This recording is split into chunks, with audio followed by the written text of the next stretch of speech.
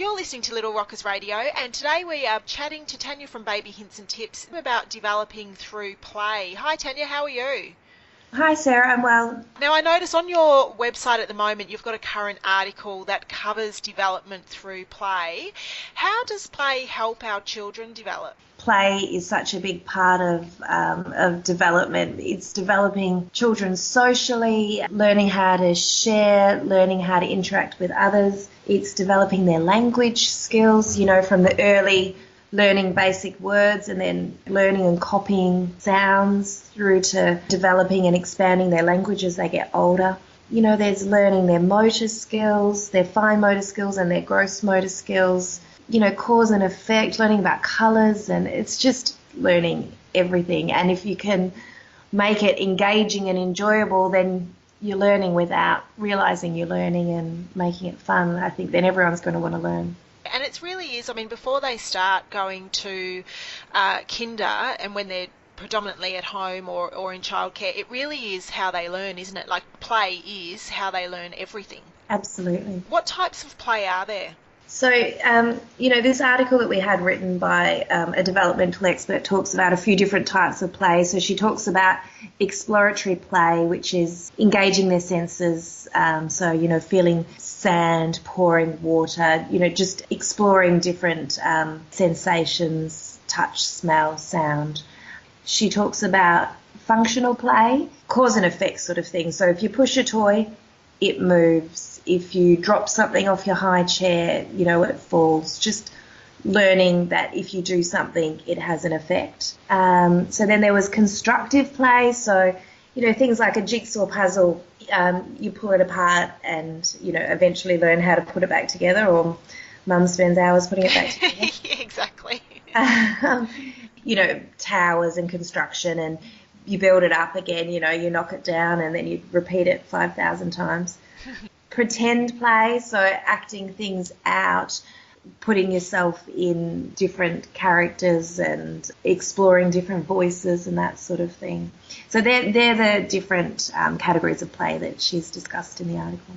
Yeah, and I found that really interesting to read because you don't really think of it being broken down in those areas, and you don't realise that when you're playing with your kids on a daily basis that you're actually covering most of those areas anyway, and you're probably doing all the right things as it is. Yeah, and I think, you can get a bit caught up in overthinking it, but, it is the simple things, and, you see, kids are quite happy with a cardboard box. You don't need to go out and spend a whole lot of money digging in the backyard and playing with dirt, getting grotty, and, taking their shoes off so they can feel the grass or the sand or the dirt, and, even just having a couple of containers in the bath. You don't have to have a whole lot of expensive toys, containers, so they can see that you tip out a big one and it fills the little one a couple of times, so you're learning about volume and measurements. So many things you can do without spending any money.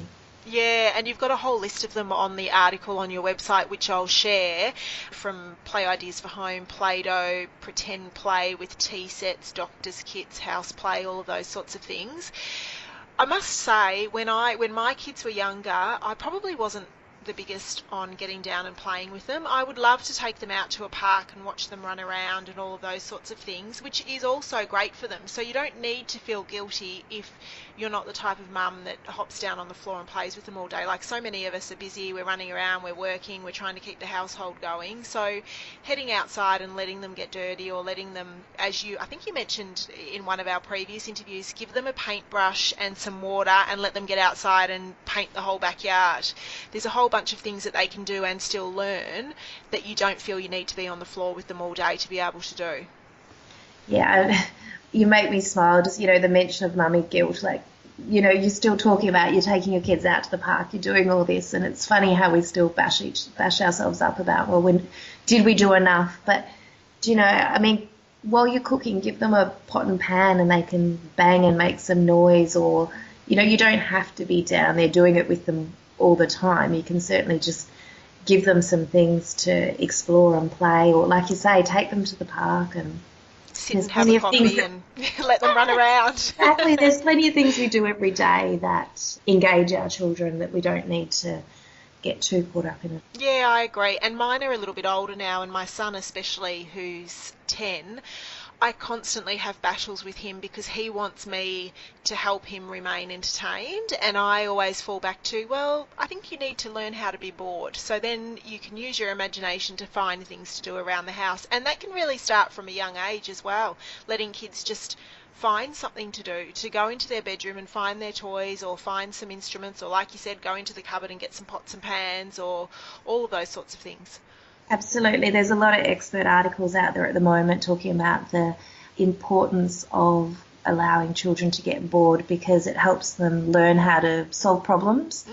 And it helps them, learn to settle themselves and learn how to be around themselves and be calm and happy within themselves. So I think you develop a lot of skills, not saying that, we should never spend time and engage our kids, but they also need to learn how to entertain themselves and come up with games they can play.